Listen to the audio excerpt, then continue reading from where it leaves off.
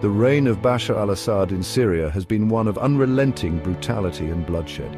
His grip on power, once seemingly absolute, is now tenuous. The Syrian people, subjected to years of unimaginable suffering, are weary of war. The international community, though divided in its approach, largely agrees that a political solution is the only path forward. Assad's legacy will be forever stained by the atrocities committed under his watch. The use of chemical weapons against his own people, the indiscriminate bombing of civilian areas, and the systematic torture and detention of political opponents have shocked the conscience of the world. His regime has been propped up by foreign powers with their own agendas, but even their support may not be enough to withstand the tide of change. The Syrian economy lies in ruins, devastated by years of conflict and international sanctions. Millions have been displaced, seeking refuge in neighboring countries and beyond, creating a humanitarian crisis of unprecedented scale. The social fabric of the country has been torn apart, leaving behind deep wounds that will take generations to heal. Amidst this desolation, however, glimmers of hope emerge. The resilience of the Syrian people remains unbroken, and their desire for a better future is palpable. New leaders are stepping forward, offering alternative visions for a post-Assad Syria. Their paths are fraught with challenges, but the possibility of a more peaceful and democratic Syria hinges on their success. From the ashes of Syria's civil war rose a figure as enigmatic as he is controversial: Mohammad al-Julani. Once a top commander in al-Qaeda's Syrian affiliate, Jolani later broke away to lead Hayat Tahrir al-Sham, a group initially aligned with ISIS before charting its own course. His past is undeniably steeped in extremist ideology and violence, a history that continues to cast a long shadow. Yet, in a surprising turn of events, Jolani has embarked on a campaign of rebranding, attempting to shed his image as a jihadist leader and present himself as a pragmatic politician. He has distanced himself from global jihadist movements, condemned attacks on the West, and engaged in interviews with Western media outlets, a move unthinkable just a few years ago. Jolani's transformation, however, has been met with skepticism from many quarters. Critics argue that it is merely a calculated move to survive in a changing geopolitical landscape, a cynical ploy to gain international legitimacy and access to power. They point to the continued dominance of hardline Islamists within HTS and the group's ongoing control over Idlib province, the last major rebel stronghold in Syria. Despite the doubts, Jolani's efforts to present a more moderate face cannot be ignored. He's overseen the establishment of civilian institutions in Idlib, including courts, schools and hospitals, in an apparent attempt to demonstrate HTS's capacity for governance. He has also expressed a willingness to negotiate with the Syrian regime and other opposition groups, a significant departure from his previous stance of armed struggle. While Jolani's rise to prominence has been marked by controversy, another figure has emerged as a key player in Syria's future: General Mazloum Abdi, the commander-in-chief of the Syrian Democratic Forces. Unlike Jolani, Abdi's past is not one of jihad, but of Kurdish nationalism and a decades-long struggle for autonomy. Abdi's leadership has been forged in the crucible of conflict. Under his command, the SDF, a multi-ethnic coalition dominated by Kurdish fighters, has been instrumental in the fight against ISIS, liberating vast swathes of territory from the grip of the extremist group. Their sacrifices have earned them the respect of international partners, particularly the United States, which has provided crucial military and logistical support. Abdi's vision for Syria stands in stark contrast to the authoritarianism of the Assad regime. He advocates for a decentralized federal system that guarantees the rights of all ethnic and religious groups, including Kurds, Arabs, Assyrians, and Turkmen. His model draws inspiration from the autonomous Kurdish region in northern Syria, which, under the administration of the SDF-affiliated Syrian Democratic Council, has implemented a system of governance based on secularism, gender equality, and pluralism. However, Abdi faces significant challenges. Turkey views the SDF as an extension of the Kurdistan Workers' Party, which it designates as a terrorist organization, and has launched repeated military incursions into northern Syria to counter their influence. Moreover, the Syrian regime remains hostile to the idea of Kurdish autonomy and has vowed to retake all lost territory. With the prospect of Assad's departure looming, a dangerous power vacuum threatens to engulf Syria.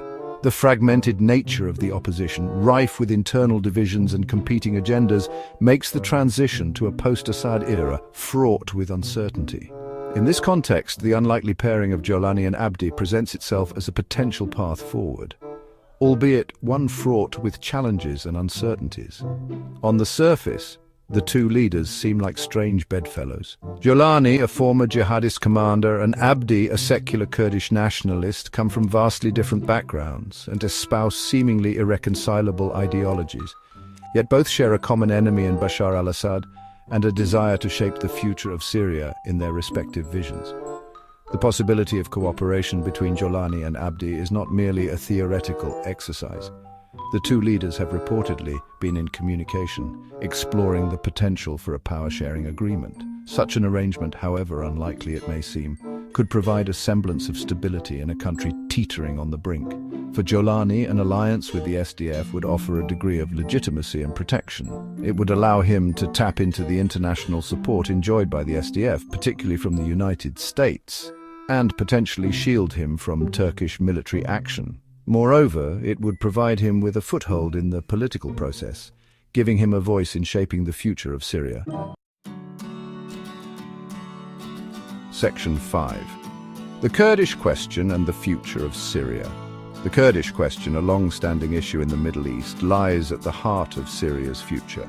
For decades, the Kurds, the largest ethnic minority in Syria, have been subjected to systematic discrimination and oppression at the hands of the Assad regime and its predecessors. Denied basic rights, including citizenship and cultural recognition, they have been treated as second-class citizens in their own country. The Syrian civil war, however, upended the existing order and provided the Kurds with an opportunity to assert their autonomy.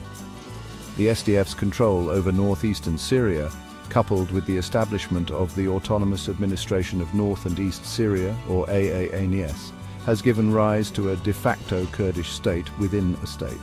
This development has alarmed Turkey, which fears the emergence of an independent Kurdish entity on its southern border. Abdi's vision for Syria hinges on a federal system that recognizes Kurdish autonomy while preserving the country's territorial integrity. He has repeatedly stated that the Kurds have no desire to secede from Syria but seek a peaceful and democratic solution that guarantees their rights and allows them to govern their own affairs. The success of any power-sharing agreement between Jolani and Abdi, or indeed any future government in Syria, will depend on its ability to address the Kurdish question in a just and equitable manner. Failure to do so risks reigniting ethnic tensions and further destabilizing the country, potentially paving the way for the resurgence of extremist groups like ISIS. Section 6. International stakes and regional power plays. The Syrian conflict is not merely a domestic affair, it has become a complex geopolitical chessboard with regional and international powers vying for influence. The involvement of actors such as Russia, Iran, Turkey, the United States and Saudi Arabia has exacerbated the conflict, transforming it into a proxy war for regional dominance and ideological supremacy. Russia's intervention in 2015, at the request of the Assad regime, tilted the balance of power in favor of the Syrian government. Russian air power, combined with Iranian ground support and the deployment of Hezbollah fighters, proved decisive in turning the tide against the rebellion. Turkey, on the other hand, has backed various rebel groups opposed to the Assad regime, viewing them as a bulwark against Kurdish expansionism. Ankara's primary concern is the presence of the SDF, which it sees as a direct threat to its national security due to its links to the PKK.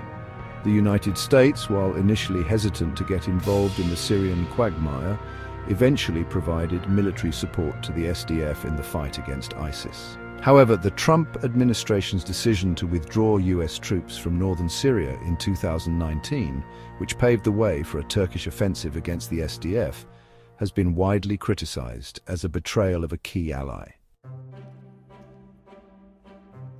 Section 7. The challenges of reconstruction and reconciliation. Even if a political solution to the Syrian conflict is reached, the road to recovery will be long and arduous.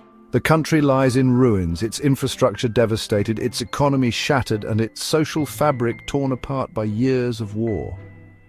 The challenges of reconstruction and reconciliation are immense, requiring a concerted effort from the international community and the Syrian people themselves.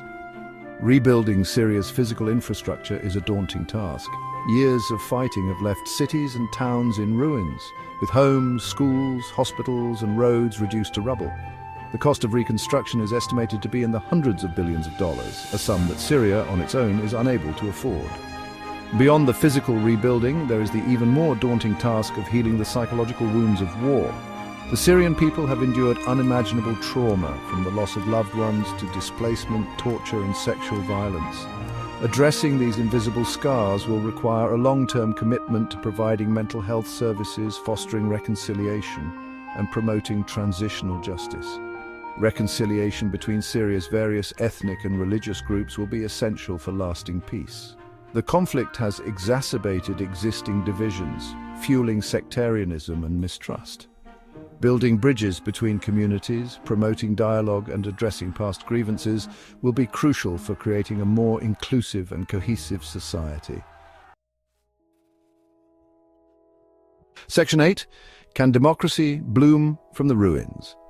The Syrian people, having endured years of oppression and war, yearn for freedom and democracy. The Arab Spring, which briefly swept through the region in 2011, ignited hopes for a more democratic future, only to be crushed by the Assad regime's brutal crackdown.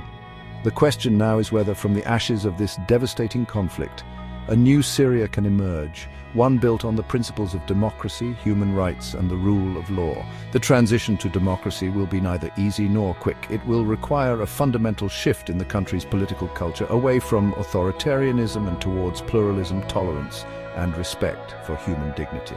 It will necessitate the establishment of independent institutions, including a free press, an impartial judiciary, and a representative parliament. Moreover, a successful transition to democracy will require the active participation of Syrian civil society.